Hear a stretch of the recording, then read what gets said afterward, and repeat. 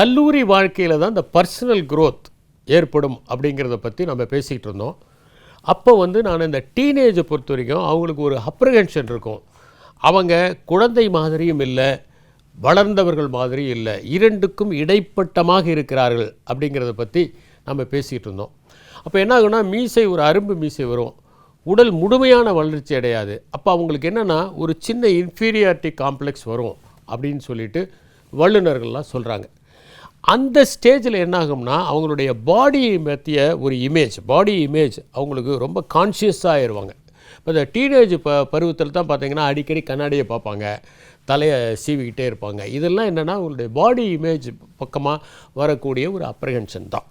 இப்போ அந்த personal growth உள்ள அந்த ஸ்டூடெண்ட்ஸ் என்ன பண்ணுவாங்கன்னா, நீங்கள் ஜிம்னாசியத்துக்கு போவாங்க, மசில்ஸை டெவலப் பண்ணிக்குவாங்க, தன்னுடைய பாடியை செம்மையாக்கிக்கணும்னு நினைப்பாங்க. சில பேர் நல்லா ஓடி ட்ரிம் ஆவாங்க. சில பேர் இந்த +2 வரைக்கும் உட்காந்தே படித்தே ஒரு ஒபிசிட்டி வந்துடும். அந்த வெயிட்டெல்லாம் ஷெட் பண்ணுவாங்க, அந்த காலேஜ் வரும்போது ஷெட் பண்ணுவாங்க. அதாவது அவங்களுக்கு இந்த பாய்ஹுட்லேருந்து இந்த மேன்ஹுட் போகணும் அப்படிங்கிற எண்ணத்தினால தங்களுடைய அந்த பாடி இமேஜ் அவங்கள கான்ஷியஸாக வச்சுருக்கிறதுனால ஒரு முழுமையான ஒரு மனிதனாக அவர்கள் வளர்ச்சி பெற வேண்டும். நான் நிறைய பேரை பார்த்துருக்கேன். எங்கள் காலேஜெல்லாம் நிறைய பேர் காலேஜ் வந்த பிறகு ரெகுலராக ஜிம்னேஷியம் போய் தங்களை டெவலப் பண்ணிக்குவாங்க. தங்களுடைய வெயிட்டு, தங்களுடைய ஹைட்டு இதெல்லாமே வளர்த்துக்குவாங்க. பார்க்குறதுக்கு ஸ்மார்ட்டாக ஆயிடுவாங்க. இது ஃபஸ்ட்டு பாடியை பொறுத்த வரைக்கும். மைண்டை பொறுத்த வரைக்கும் என்னென்னா, பர்சனல் க்ரோத்துங்கிறது ஸ்கூல் படிக்கிற வரைக்கும் லைப்ரரி பக்கமே போயிருக்க மாட்டாங்க. நான் நிறைய ஸ்கூல்ஸில் பார்ப்பேன், லைப்ரரி இருக்கும். அந்த லைப்ரரியை டீச்சர்ஸ் மட்டும் தான் யூஸ் பண்ணுவாங்க. இப்போ எங்கள் ஸ்கூல்லேயே ஒரு லைப்ரரி இருந்தது, ஒரு 10,000 புக் இருக்குது அப்படின்னு சொல்லி அப்போ சொல்லுவாங்க. அந்த லைப்ரரியை டீச்சர்ஸ் தான் யூஸ் பண்ணுவாங்களே அப்படியே. நிறைய நல்ல நல்ல புத்தகங்கள்லாம் இருக்கும், ஆனால் அதை டீச்சர்ஸ் தான் யூஸ் பண்ணுவாங்க. பசங்களுக்கு என்னென்னா லைப்ரரி ஸ்டடீஸ்னு சொல்லிவிட்டு ஆளாளுக்கு ஒரு புத்தகத்தை கொண்டு வந்து கொடுப்பாங்க. அது மாதத்துக்கு ஒரு புத்தகம், அதை படிப்பாங்க. அது 8th 9th வந்த பிறகு அந்த மாதிரி கொடுத்த மாதிரி எனக்கு நினைவில் இல்லை. லைப்ரரிக்கு போக ஆரம்பிக்காங்க சில பேர் என்ன பண்ணுவாங்கன்னா, அப்பயே முடிவு பண்ணிடுவாங்க, நான் ஃபாரினில் போய் படிக்க போகிறேன், சயின்டிஸ்ட் ஆக போகிறேன், நான் ஐஐஎம்மில் போய் படிக்க போகிறேன், ஐஆர்எம்மில் போய் படிக்க போகிறேன் அப்படிலாம் முடிவு பண்ணுவாங்க. அவங்க அதுக்கேற்ற மாதிரி தங்களை ப்ரிப்பேர் பண்ண ஆரம்பிச்சிடுவாங்க. இது ஒரு பர்சனல் க்ரோத். இன்னொரு பக்கம் பார்த்திங்கன்னா, எக்ஸ்ட்ராவாக படிக்கிறதுக்கான வாய்ப்புகள் இருக்குது. இன்னொரு லாங்குவேஜை கற்றுக்கிறது, இன்னொரு ஸ்கில்லை கற்றுக்கிறது, இதுக்கெல்லாமான வாய்ப்புகள் அப்போ இருக்குது. அப்போ கல்லூரி வாழ்க்கையில் முக்கியமானது என்னென்னா, வெறும் அகாடமிக்ஸோட ஒருத்தர் தன்னை நிறுத்தி கொள்வது இல்லை. அவங்க தன்னுடைய பர்சனல் க்ரோத்துக்கான அந்த ஏரியாஸை எக்ஸ்ப்ளோர் பண்ண ஆரம்பிக்கிறாங்க. அதுதான் ரொம்ப ரொம்ப முக்கியம். அடுத்தது என்னன்னாக்க, இந்த செல்ஃப் டிஸ்கவரி.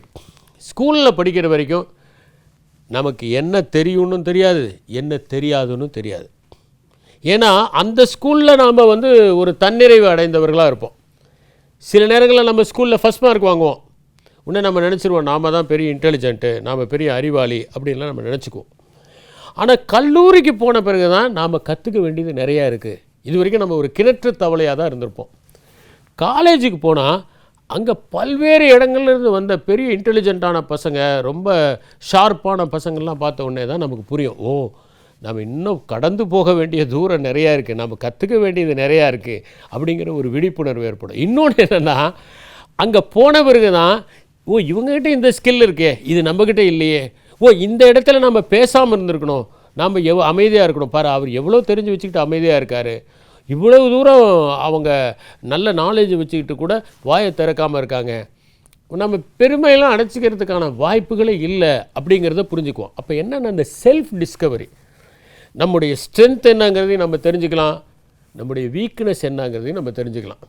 அப்போ ஃபஸ்ட்டு காலேஜுக்கு போனவுடனே நாம் ஒரு அறகுறையாக இருப்போம், நமக்கு ஒன்றுமே தெரியாது, நினச்சதெல்லாம் பேசுவோம், தெரிஞ்சதெல்லாம் சொல்லுவோம்.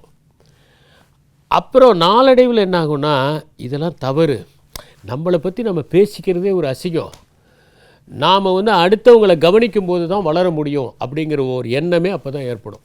அதனால தான் நான் என்ன சொல்கிறேன்னா, ஸ்வாட் அனாலிசிஸ் அப்படிங்கிற ஒரு விஷயத்தை கல்லூரி பருவத்தில் தான் ஒருத்தர் செய்ய முடியும்.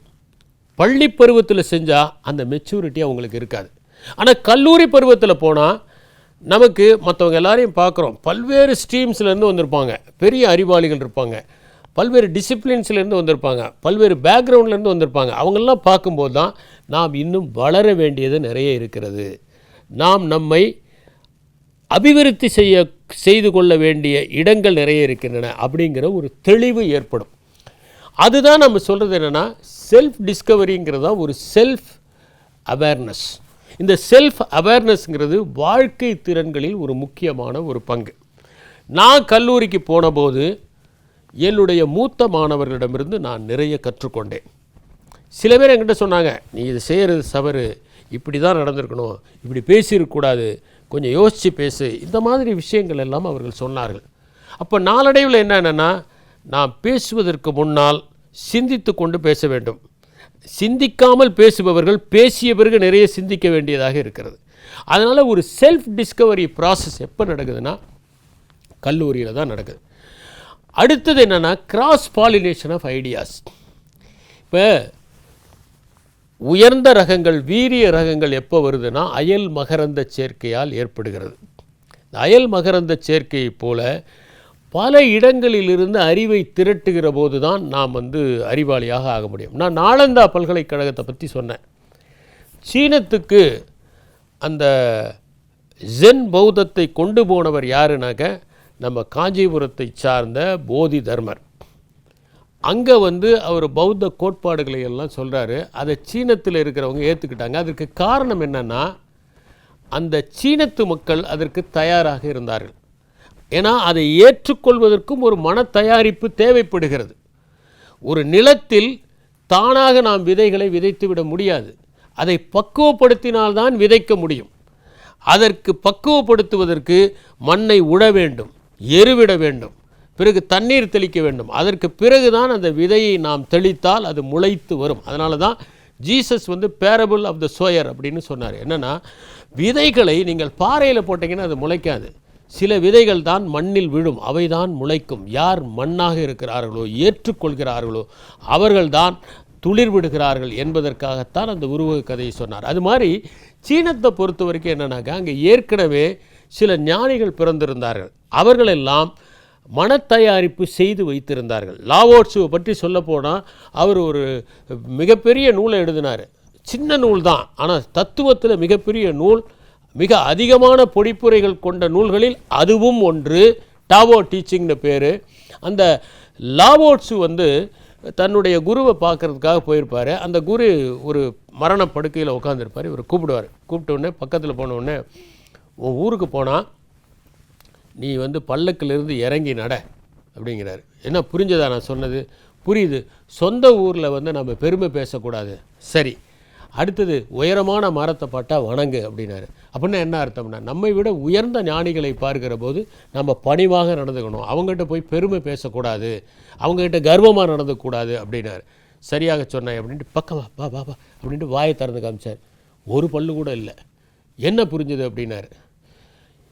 ஸ்ட்ராங்காக இருக்கிற பல்லெல்லாம் விழுந்துருது, ஆனால் மென்மையாக இருக்கிற நாக்கு மட்டும் நீடித்து நிற்கிறது. அதனால் நாம் மென்மையாகவும் பணிவாகவும் எளிமையாகவும் இயல்பாகவும் இருந்தால் நாம் நீடித்து நிற்போங்கிறது புரியுது அப்படின்னாரு. சரியாக சொன்னேன். இதுக்கு மேலே நான் சொல்கிறதுக்கு ஒன்றும் இல்லை, போயிட்டு வந்துட்டார். அந்த லாவோட்சு அவருடைய அந்த போதனைகளெல்லாம் சீனத்தில் ஒரு மாற்றத்தை ஏற்படுத்தி இருந்தது. அது மட்டும் இல்லை, தாவோவை சார்ந்த மற்ற சீன அறிஞர்கள், இப்போ கன்ஃபியூஷியஸ், அது இல்லாமல் மெங்சு, லீட்சு, சங்சு, இவங்க எல்லாரும் சேர்ந்து ஏற்படுத்திய அந்த விழிப்புணர்வு சீனத்தில் இருந்தது. அதனால தான் இந்தியாவில் நாம் இங்கே இருக்கக்கூடிய பௌத்த கருத்துக்களை எல்லாம் எடுத்து செல்ல வேண்டும் என்கின்ற எண்ணம் யுவான் சுவாங்குக்கு ஏற்பட்டது. அவர் நாலந்தாவுக்கு வந்தார். இங்கே இருக்கிற அந்த பௌத்தத்தை ஸ்கிரிப்சர்ஸ் எல்லாம் படித்தார். அதெல்லாம் எடுத்துகிட்டு போய் மொழிபெயர்த்தார். அந்த ஸ்கிரிப்சர்ஸ்லாம் ஜப்பானுக்கு போகும்போது அது வேறு மாற்றத்தை அடைந்தது.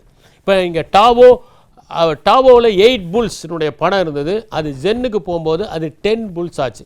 இந்த மாதிரி பலவித கருத்துகள் ஒரு நாட்டிலிருந்து இன்னொரு நாட்டுக்கு போகும்போது அது இன்னும் கொஞ்சம் செறிவை சேர்த்து கொண்டு அழகுபடுத்தி கொண்டு தன்னை வெளிப்படுத்துகிறது. காவிரி பிறக்கிற இடத்துல போனோம்னா இந்த இடத்துலையா இவ்வளோ பெரிய நதி உற்பத்தி ஆகுது அப்படிங்கிற கேள்வி தான் எழும். ஆனால் அது போகும்போது பல கிளை நதிகளை அணைத்து கொண்டு போய் மிகப்பெரிய ஒரு சமுத்திரம் போல விரிகிறது. அதுதான் காவிரியினுடைய பெருமை, அதுதான் கங்கையினுடைய பெருமை. அதனால் பல்வேறு விதமான கருத்துக்களையும் தன்னகப்படுத்தி கொள்வதற்கான வாய்ப்பு கல்லூரியில் இருக்கிறது. இப்போ நான் என்னுடைய ஃபேக்கல்ட்டியில் என்னுடைய டிசிப்ளினில் இருக்கக்கூடிய ஸ்டூடெண்ட்ஸோட மட்டும்தான் நான் பழகுவேன்னு நினச்சா நான் வளரவே முடியாது. நான் இலக்கியம் படிக்கிறேன், சரித்திரத்தை சார்ந்த மாணவர்களோடையும் பழகணும், அறிவியல் சார்ந்த மாணவர்களோடையும் பழகணும், பொறியியல் சார்ந்த மாணவர்களோடையும் பழகணும், மருத்துவம் சார்ந்த மாணவர்களோடையும் பழகணும். அப்போ தான் அது கிராஸ் பாலினேஷன் ஆஃப் ஐடியாஸ். இப்போ ஒரு ஃபீல்டில் இருக்கிற நாலேஜை இன்னொரு ஃபீல்டில் யூஸ் பண்ணுறது போது தான் அந்த கண்டுபிடிப்புகள் உதயமாகிறது. ஒரு உதாரணத்துக்கு உங்களுக்கு சொல்கிறேன். நம்ம காற்றை பற்றி படிக்கிறோம். இப்போ நம்முடைய பொதுவான புத்தி என்ன?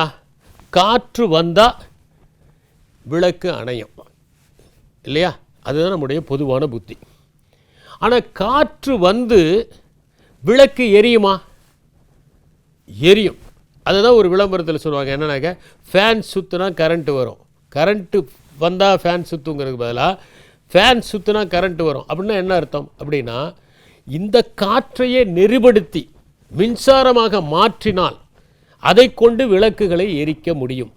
இதுதான் லேட்ரல் திங்கிங், இதுதான் வெர்டிக்கல் திங்கிங், இதுதான் அவுட் ஆஃப் பாக்ஸ் திங்கிங். இந்த காற்று ஒரு எனர்ஜி, அதை பயன்படுத்தி நாம் எப்படி விளக்குகளை எரிய வைக்கலாம் அப்படிங்கிறது மாறுபட்ட சிந்தனை.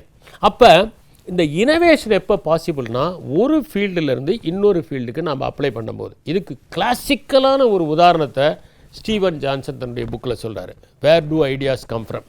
அதில் என்ன சொல்கிறாருன்னா, ஜெர்மனியில் ஒரு காலத்தில் விட்டிகல்ச்சர் ரொம்ப பாப்புலராக இருந்தது. விட்டிகல்ச்சர்னால் திராட்சைகளை வளர்ப்பது. எதுக்காக திராட்சைகளை வளர்க்குறாங்கன்னா வைன் தயாரிக்கிறதுக்கு.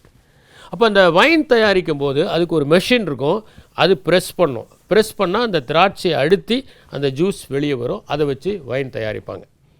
அது வரைக்கும் என்னன்னாக்க ஹேண்ட் பிரிண்டிங் மிஷின் தான் இருந்தது. பி ஷாங் அப்படிங்கிறவர் தான் இந்த ஹேண்ட் பிரிண்டிங் மிஷினை கண்டுபிடிச்சார். மிஷின் இருக்குன்னா ஒவ்வொன்றிலையும் நம்ம அப்படியே அச்சிட்டுக்கிட்டே வரணும். இப்போ ஒரு பக்கத்தை அச்சிடுவாங்க, அப்புறம் அடுத்த இதை அச்சிடுவாங்க, அப்படி தான் ஒரு புத்தகம் ரெடி ஆகும். அப்போ குட்டன்பர்க் யோசித்தார். என்ன யோசித்தார்னா, இந்த விட்டிகல்ச்சரில் யூஸ் பண்ணுறாங்கல்ல அந்த ப்ரெஸ் மிஷின், அந்த மிஷினை பிரிண்டிங்க்கு யூஸ் பண்ணால் என்ன? யூஸ் பண்ணால் நல்லா தானே இருக்கும். அப்போ நம்ம நிறைய புத்தகங்களை அச்சிட முடியுமேன்னு சொல்லி அவர் யோசித்தார். அப்போ அவர் என்ன பண்ணுறாருனா, இந்த விட்டிகல்ச்சர், அதாவது வைன் இண்டஸ்ட்ரியிலிருந்து உருவான ஒரு கருத்தை அவர் பிரிண்டிங் அப்ளை பண்ணுறாரு. அப்படி தான் பிரிண்டிங் ப்ரெஸ் வருது. அதுதான் உலகத்தில் மிகப்பெரிய அறிவு புரட்சியை ஏற்படுத்தினது. அது வரைக்கும் என்னென்னா, கொஞ்சம் பேர்கிட்ட தான் புத்தகம் இருக்கும், எல்லார்ட்டையும் புத்தகம் இருக்காது. புத்தகம் ரொம்ப காஸ்ட்லி. ஏன்னா அது வரைக்கும் என்னென்னா கைப்பட எழுதணும் அல்லது ஹேண்ட் பிரிண்டிங் பண்ணணும். ஹேண்ட் பிரிண்டிங்கும் காஸ்ட்லி. ஹேண்ட் பிரிண்டிங் வரதுக்கு முன்னாடி எழுதுறது இன்னும் காஸ்ட்லி. ஏன்னா அதுக்காக இருக்கிற ஸ்க்ரைப்ஸ்னு இருப்பாங்க, அவங்க தான் காப்பி பண்ணுவாங்க. அதில் எந்த மாதிரி விஷயத்தை காப்பி பண்ணுவாங்க? மோஸ்ட்லி ரிலீஜியஸ் டெக்ஸ்ட் தான். அவங்க காப்பி பண்ணும்போது தவறு ஏற்பட்டால் அது அடுத்தவங்களும் அந்த தவறை அப்படியே ஃபாலோ பண்ணுவாங்க. அது மட்டும் இல்லாமல் அது சில பேர் மட்டும்தான் வாங்கி பயன்படுத்த முடியும். பணக்காரர்கள் மட்டும்தான் படிக்க முடியும், செல்வம் இருப்பவர்கள் மட்டும்தான் படிக்க முடியும். எல்லோராலும் படிக்க முடியாது, எல்லோராலும் வைத்திருக்க முடியாது. அந்த மாதிரி ஒரு சூழ்நிலை இருந்தது. அப்போ இவர் பிரிண்டிங் பண்ணுறாரு, புத்தகங்கள் வெளிவருகிறது, குறைவான விலையில் புத்தகங்கள் கிடைக்கின்றன, உலகமெங்கும் அச்சகங்கள் ஏற்படுகின்றன. அதனால் என்னாச்சுன்னா எல்லாரும் படிக்க ஆரம்பித்தான். அறிவு பொதுவானதாக ஆவதற்கு எது உதவுனதுன்னா, குட்டன்பர்கனுடைய ப்ரெஸ் உதவுனது. அப்படிங்கிறதுக்கு முன்னாடி ஒரு வைன் இண்டஸ்ட்ரியில் பார்த்த அந்த ஐடியா தான் உதவுனது. அப்போ என்னன்னா, இந்த கிராஸ் பாலினேஷன் ஆஃப் ஐடியாஸ் எதுக்காக உதவுன்னா, மெக்கானிக்கல் இன்ஜினியர் ஒருத்தரோடு டிஸ்கஸ் பண்ணும்போது அவர் சொல்கிற ஒன்றை நாம் ஏன் நம்முடைய சிவில் இன்ஜினியரிங்கில் அடாப்ட் பண்ணக்கூடாது, அந்த ஒரு ஐடியா.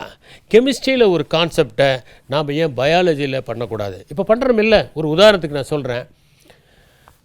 பயாலஜியில் ஒரு பூச்சிகள் எல்லாம் ஃபெரமோன்ஸ் அப்படிங்கிறது ஒன்று சுரக்கும் அப்படிங்கிறத நம்ம கேள்விப்பட்டிருக்கோம். இந்த ஃபெரமோன்ஸ் என்னன்னாக்கா, அதை பார்த்து இந்த ஆண் பூச்சிகள்லாம் வரும். பெண் பூச்சிக்கு சுரந்துச்சுன்னா ஆண் பூச்சிகள் வரும். அது கவர்ந்து எடுக்கப்படுகிறது. நாம் படிக்கிறோம் தேனீகளில் அந்த ராணி தேனி வந்து வலம் வருகிற போது நிறையா ட்ரோன்ஸ் அதை வந்து ஃபாலோ பண்ணி போகும் அப்படிங்கிறத படிக்கிறோம் நம்ம. இப்போ இது என்ன பண்ணாங்கன்னா, இந்த அந்து பூச்சிகளில் சில பூச்சிகள்லாம் கிராப்ஸுக்கு வந்து பெஸ்ட்டாக இருக்குது. அந்த பெஸ்ட்டை கண்ட்ரோல் பண்ணுறதுக்கு என்ன பண்ணாங்கன்னா, இந்த ஃபெரமோனை ஆர்டிஃபிஷியலாக ப்ரொடியூஸ் பண்ணி அது மூலம் பொறிகளை ஏற்படுத்தினால் இந்த பூச்சிகளை கவர்ந்து நாம் அழித்து விடலாம், அந்த பூச்சிகளுடைய பாப்புலேஷனை கண்ட்ரோல் பண்ணலாம். அப்போ என்ன ஆகுதுன்னா, கெமிஸ்ட்ரியில் இருக்கிற ஒரு நாலேஜை எடுத்து நாம் வந்து நம்முடைய அக்ரிகல்ச்சருக்கு பயன்படுத்துகிறோம். இதே மாதிரி நாம் மேத்தமெட்டிக்ஸில் இருக்கிற ஒரு நாலேஜை எடுத்து நாம் அல்காரிதம்ஸ்மாக கன்வெர்ட் பண்ணி அதுக்கப்புறம் நாம் மெடிக்கல் ஃபீல்டில் பயன்படுத்துகிறோம். இப்போ நம்ம பிளட் ப்ரெஷரோ அல்லது சுகரோ எப்படின்னா அதுக்கெல்லாம் வந்து ஒரு கால்குலேஷன் மூலமாக தான் எவ்வளவு இருக்கணும் அப்படிங்கிறத நம்ம கண்டுபிடிச்சி சொல்கிறோம். இதெல்லாமே நம்ம ஒரு ஃபீல்டில் இருக்கிற நாலேஜை இன்னொரு ஃபீல்டுக்கு பயன்படுத்துவதற்கு உதவுவதற்காகத்தான் இருக்கிறது. அப்போ நீங்கள் உங்கள் டிசிப்ளினில் இருக்கிறவங்ககிட்ட மட்டுமே பழகாமல் எல்லோரோடையும் பழகுகிற போது தான் அந்த அறிவு விரிவடைகிறது. அதுக்கான ஆப்பர்ச்சுனிட்டிஸ் எங்கே கிடைக்கிது? காலேஜில் தான். இப்போ நான் என்னுடைய அனுபவத்தையே உங்களுக்கு சொல்கிறேன். நான் வேளாண் கல்லூரியில் படித்தா கூட நான் ஹார்டிகல்ச்சர் ஸ்டூடெண்ட்ஸோடு படிப்பேன், பேசுவேன், டிஸ்கஸ் பண்ணுவேன், அவங்களோட ஆர்ச்சர்ட்ஸ்க்கெலாம் போவேன். அவங்க நிறைய கிராப்ஸ் எனக்கு சொல்லிக் கொடுப்பாங்க. ஹார்டிகல்ச்சரில் வெவ்வேறு விதமான டேர்ம்ஸ் எல்லாம் எனக்கு சொல்லிக் கொடுப்பாங்க. உதாரணத்துக்கு ஃப்ளோரிகல்ச்சர்னால் அது வந்து பூக்களை இது பண்ணுறது, போமாலஜினா பழங்களை தயார் செய்வது, ஒலரிகல்ச்சர்னால் வெஜிடபிள்ஸை கல்டிவேட் பண்ணுறது, டோப்பியரினா விதவிதமான ஷேப்பில் பிளான்ட்ஸை உருவாக்குறது. இந்த மாதிரிலாம் கொண்டு போய் காமிப்பாங்க. அவங்களோட பேசும்போது நிறைய புது புது விஷயங்கள் வரும். எனக்கு அவங்க சில புத்தகங்கள்லாம் கொடுத்தாங்க. மேங்கோனா மேங்கோவை பற்றி, அதனுடைய ட்ராவல் பற்றி, பல்வேறு விதமான பழங்கள் எப்படி ஒரு நாடு விட்டு நாடு ட்ராவல் பண்ணுறது அப்படிங்கிறதெல்லாம் பற்றி புத்தகங்கள் கொடுத்தாங்க. சுவாரஸ்யமான புத்தகங்களை படிக்க முடிஞ்சது. அதெல்லாம் எனக்கு என்னன்னா, எனக்கு சிவில் சர்வீஸுக்கு மட்டும் உதவலை, நான் 10,000 மைல் பயணம்னு ஒரு புத்தகம் எழுதுவதற்கும் அது ரொம்ப உதவியாக இருந்தது. என்னுடைய கல்லூரியோடு மட்டும் நான் நிறுத்தலை. ஏன்னா நான் இந்த பேச்சு போட்டி, கவிதை போட்டி, கட்டுரை போட்டிகளாக அந்த கோவை மாவட்டத்தில் இருக்கிற பல போட்டிகளுக்கு செல்லும்போது பிஹெச்சி ஆர்ட்ஸ்லேருந்து வருவாங்க, பிஹெச்சி டெக்லேருந்து வருவாங்க, சிஐடியிலேருந்து வருவாங்க, ஜிசிடியிலேருந்து வருவாங்க, கவர்மெண்ட் காலேஜ் ஆஃப் டெக்னாலஜியிலேருந்து மட்டும் இல்லாமல் government college for arts and சயின்ஸ்லேருந்து வருவாங்க. அப்படி வந்தவங்க தான் எனக்கு நிறைய பேர் இன்னமும் பழக்கமாக இருக்காங்க. கவிதாசன் அப்படிங்கிற ஒரு கவர்மெண்ட் காலேஜில் படித்தவர், அவர் காலேஜில் படிக்கும்போதே ஒரு புத்தகம் வெளியிட்டார், கவிதை புத்தகம், கவிதாசன். அந்த புத்தக விழாவில் கூட நான் போய் பேசியிருக்கேன். அப்படி ஒரே காலேஜில் மட்டும் ஃப்ரெண்ட்ஸ் இல்லை, பல்வேறு காலேஜிலேருந்து ஃப்ரெண்ட்ஷிப் வரும். அதெல்லாம் வந்து உங்களை வளர்த்து கொள்வதற்கான வாய்ப்புகளை ஏற்படுகிறது. அவங்க சில ஐடியாஸ் கொடுப்பாங்க. அதுதான் கிராஸ் பாலினேஷன் ஆஃப் ஐடியாஸ். இந்த கிராஸ் பாலினேஷன் ஆஃப் ஐடியாஸ் இருக்கும்போது தான் நாம் வளர்த்து கொள்வதற்கான வாய்ப்புகள் இருக்கிறது. நான் ஏற்கனவே சொன்ன மாதிரி காலேஜ் லைஃப்பை பொறுத்த வரைக்கும் என்னென்னா, அது ஒரு கண்டிஷனிங்லேருந்து ஒரு டிசிப்ளினுக்கு நம்மளை மாற்றுது. இப்போ எப்படின்னா, ஒரு ரூம்லேருந்து இன்னொரு ரூமுக்கு போகிறோம். அப்போ என்னென்னா, வழியில் ஒரு காரிடார் இருக்குது. அந்த காரிடாருக்குள்ளே போகும்போது அங்கே ஜன்னல் இருக்காது, சில நேரங்களில் வெளிச்சம் இருக்காது, ஒரு டனல் மாதிரி நாம் போய் அடுத்த ரூமுக்கு போகிறோம். அப்படி போகும்போது நமக்கு ஏற்படக்கூடிய அனுபவம் தான் இந்த காலேஜுக்குள்ளே நுழைஞ்ச உடனே ஏற்படுறது. அந்த கண்டிஷனிங்லேருந்து டிசிப்ளின் உடனே வர முடியாது. இப்போ வெளியில் நல்ல ஹாட்டாக இருக்குதுன்னு வச்சுக்கோங்களேன், பயங்கர ஹாட்டாக இருக்குது, நாம் உள்ளே வரோம் ஒரு ரூமுக்குள்ளே, அது 20 டிகிரி சென்டிகிரேட் ஏசி இருந்தால் ஃபஸ்ட்டு உள்ளே வந்தோடனே என்ன ஆகுன்னா அப்படியே கொஞ்சம் நடுங்கும். ஏன் நடுங்குதுனாக்கா, அந்த குளிருக்கு நம்ம அட்ஜஸ்ட் பண்ணுறதுக்காக ஒரு நடுங்கக்கூடியது. இப்போ நம்முடைய கண்கள்லேயே ராட்ஸ் அண்ட் கோன்ஸ் அப்படின்னு இருக்குது. ஒரு இருட்டில் வெளிச்சத்திலேருந்து டக்குன்னு ஒரு சினிமா தேட்டருக்குள்ளே ஃபுல்லாக எல்லாம் இருண்டு போய் கிடக்கு, லைட்டெல்லாம் ஆஃப் பண்ணியிருக்காங்கன்னா உள்ளே போனோன்னா அந்த இருட்டுக்கு அட்ஜஸ்ட் பண்ணுறதுக்கு கொஞ்சம் டைம் ஆகும். அது மாதிரி அட்ஜஸ்ட் பண்ணுறதுக்கான டைம் கொஞ்சம் ஆகும். ஆனால் நாம் பதப்படுத்தி கொண்டு மாற்றிக்கொள்வதற்கான வாய்ப்புகளை ஏற்படுத்தணும். இன்னொன்று என்னென்னா, இந்த கேரியர் கைடன்ஸை பற்றி நான் இப்போ கொஞ்சம் தெளிவாக சொல்ல விரும்புகிறேன். இந்த காலேஜ் லைஃப்பில் இந்த கேரியரை சூஸ் பண்ணுறதுக்கு எப்போ இருந்து முயற்சி பண்ணலாம்? நிறைய பேர் என்கிட்ட கேட்பாங்க, நாங்கள் எந்த ஏஜில் எந்த கேரியருக்கு போகணும் அப்படின்னு முடிவெடுக்கிறேன். நம்ம படிச்சிருப்போம், இந்த அரிஸ்டாட்டில்கிட்ட ஒரு அம்மா 5 வயசு குழந்தையை கூட்டிகிட்டு வந்துச்சு. கூட்டிகிட்டு வந்து கேட்டது, இந்த குழந்தைக்கு நான் எப்போ இருந்து சொல்லிக் கொடுக்கலாம் பாடங்களை அப்படின்னு. என்ன வயசு அப்படின்னாரு. 5 வயசு.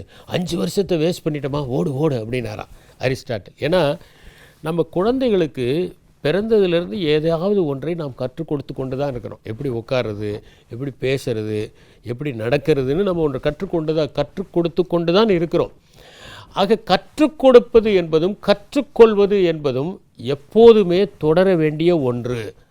அப்போ கேரியர் கைடன்ஸை காலேஜ் முடிக்கும் போது ஒருத்தர் டிசைட் பண்ணாங்கன்னா என்னென்னா, எந்த விதமான சப்போர்ட்டும் நமக்கு கிடைக்காது.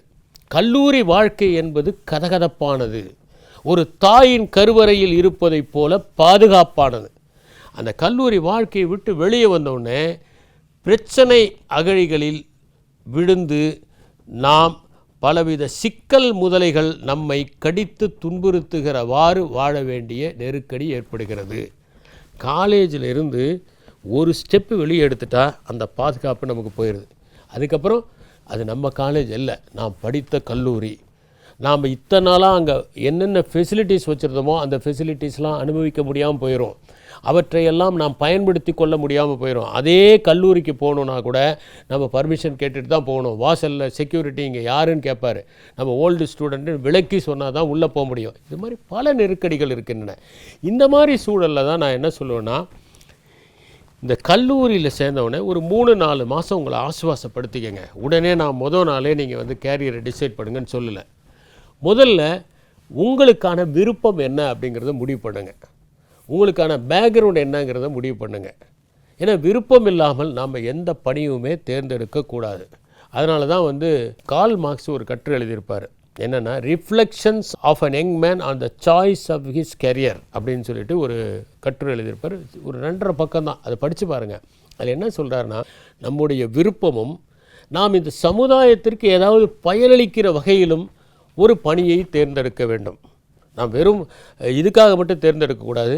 அதுக்கப்புறம் அந்த மக்கள் வந்து நாம் இல்லாத போது கூட இப்படி ஒரு பங்காற்றியவர் இருந்தாரே என்று நினைந்து அவர்கள் கண்ணீர் வடிக்கிற வகையில் நீங்கள் வந்து ஒரு பங்களிப்பை செய்ய வேண்டும்ங்கிறாரு. ரொம்ப முக்கியமான ஒரு கோட்பாடு என்னென்னா, நம்முடைய விருப்பம். 2வது வந்து சமூகத்துக்கு அதனால் பயன் இருக்கணும். 3வது வந்து நமக்கு ஒரு மிகப்பெரிய திருப்தி கிடைக்கணும். ஒவ்வொரு நாளும் அந்த நாள் முடியும் போது நமக்கு ஒரு திருப்தி இருக்கணும். ஆகா, இன்றைக்கி ஒரு நல்ல பணி செஞ்சுருக்கோம். அப்போ ரிட்டையர் ஆகும்போது மகிழ்ச்சியோடு நம்ம ரிட்டையர் ஆகணும். அதுக்கப்புறமும் நம்முடைய பணி தொடரும் சமூகத்தில். ரிட்டையர் ஆகிறதுங்கிறது வந்து it is not the end of life, it is only the end of one phase of life. அவ்வளோதான். அது வந்து விடைபெறுதல் அல்ல, அது வந்து ஒரு இடத்திலிருந்து இன்னொரு இடத்திற்கு செல்வது. அதனால தான் எப்படின்னா, ஓய்வு என்பது எதையுமே செய்யாமல் இருப்பதில்லை. ஏற்கனவே செய்து கொண்டிருக்கின்ற பணியிலிருந்து இன்னொன்றுக்கு நாம் பயணப்படுவது. இந்த பணி நம்ம டீச்சிங் பண்ணிக்கிட்டே இருக்கோம் அப்படின்னா டீச்சிங்லேருந்து ரைட்டிங்க்கு போகலாம். ஒருவேளை நாம் ஒரு அட்மினிஸ்ட்ரேஷன் பண்ணியிருந்தோம்னா அட்மினிஸ்ட்ரேஷன்லேருந்து டீச்சிங்க்கு போகலாம். இப்படி தொடர்ந்து ஏதாவது படிங்க. ரவீந்திரநாத் தாகூரை பற்றி நம்ம படிக்கிறோம். அவர் வாழ்நாள் முழுவதும் ஏதாவது ஒன்று செஞ்சுக்கிட்டே தான் இருந்திருக்காரு. 45 வயசில் பெயிண்டிங் வரைய ஆரம்பித்தார். இன்றைக்கி அவருடைய பெயிண்டிங்லாம் லட்சக்கணக்கான ரூபாய்க்கு போகும். அதுக்கப்புறம் ரவீந்திர சங்கீத்னு ஒன்று கொண்டு வந்தார். இப்படி அவர் ஏதாவது ஒன்று செஞ்சுக்கிட்டே தான் இருந்தார், எழுதிக்கிட்டே தான் இருந்தார், ஓய்வே இல்லாமல் உடைத்து கொண்டிருந்தார். 94 வயசில் கூட கண்களை குளிர்ந்த நீரில் கழுவிட்டு அதுக்கப்புறம் புத்தகங்கள்லாம் எழுதினார். வியத்தகு வாழ்வு, ஷாவின் வியத்தகு வாழ்வு அப்படிங்கிற புத்தகத்தில் மூவா சொல்கிறார். அப்போ இவங்க எல்லாம் என்ன பண்ணாங்கன்னா, தங்களுடைய வாழ்க்கையை தொடர்ந்து அவர்கள் பயணம் செய்கின்ற ஒன்றாக மாற்றி கொண்டார்கள். அப்போ நாம் என்ன பண்ணணும்னா, இந்த காலேஜில் ஒரு 4-5 மாதம் கொஞ்சம் ரிலாக்ஸ் பண்ணிக்கிட்டு நம்முடைய வாழ்க்கை எந்த திசையில் செல்ல வேண்டும். அப்போ நமக்கு மிகுந்த மகிழ்ச்சி அளிக்கக்கூடிய, நமக்கு விருப்பமாக இருக்கக்கூடிய, நாம் தேர்ச்சி அடைந்திருக்கின்ற ஒரு துறையை தேர்ந்தெடுத்து அந்த துறையின் மூலம் இந்த சமூகத்திற்கு நாம் பங்களிப்பது மிகவும் அவசியம். இந்த கல்லூரி காலத்தில் தான் நாம் வந்து ஒரு ரிசிலியன்ஸ். பள்ளி பருவத்தில் என்ன பண்ணுவாங்கன்னா, பசங்க அழுவாங்க. கல்லூரி பருவத்தில் யாராவது காலேஜ் படிச்சுட்டு அழுதுகிட்டு இருக்க நீ அப்படின்னு சொல்லுவாங்க. அப்போ அழக்கூடாதுன்னு நான் சொல்ல, அழுகை என்பது ஒரு மனிதனுடைய உணர்வு. நான் என்ன சொல்ல வரேன்னா, சின்ன சின்ன விஷயங்களுக்கெல்லாம் கலங்கக்கூடாது. நாம் ஒரு நெஞ்சுறுதியை ஏற்படுத்தி கொள்ள வேண்டும். ஒரு சின்ன ஒரு பின்னடைவு ஏற்பட்டால் கூட நாம் மறுபடியும் பழைய இடத்துக்கு வரணும். எப்படின்னா, ஒரு பிளாஸ்டிக் பாலை அழுத்துனீங்கன்னா அது உடனே மறுபடியும் தன்னுடைய பொசிஷனுக்கு வர மாதிரி நம்முடைய கடமைகளை உணர்ந்து கொண்டு நாம் நம்முடைய பழைய பொசிஷனுக்கு வந்துடணும். அந்த சின்ன கலக்கம் இருக்குதே, அது நம்மை அதிகமாக பாதிக்காதவாறு நாம் நடந்து கொள்ள வேண்டும். அப்படி நடந்துக்கிறது தான் ரொம்ப ரொம்ப முக்கியம். அதனால் என்னென்னா, கல்லூரி பருவம் வந்தவுடனே நம்ம ஒவ்வொரு நிகழ்வுலையும் ஒரு தடவை நம்ம சொல்லிக்கணும், நம்ம கல்லூரி வந்துட்டோம், ஒரு 6 மாதம் சொல்லிக்கிட்டால் போதும், நாம் அந்த மாதிரி நடக்கக்கூடாது, நாம் ஒரு முதிர்ச்சியோடு நடந்துக்கணும் அப்படிங்கிற பக்குவத்தை வளர்த்து கொண்டால் இந்த கல்லூரி வாழ்க்கையின் தனித்தன்மைகளை எல்லாம் நாம் முழுமையாக நுகர்ந்து ஒரு மனிதனாக, நிறைவு பெற்ற ஒரு மனிதனாக, தன்னம்பிக்கை மிக்க மனிதனாக அந்த கல்லூரி வளாகத்தை விட்டு கம்பீரமாக வெளிவர முடியும் என்பதை கூறி உங்களிடமிருந்து விடைபெறுகிறேன். வணக்கம்.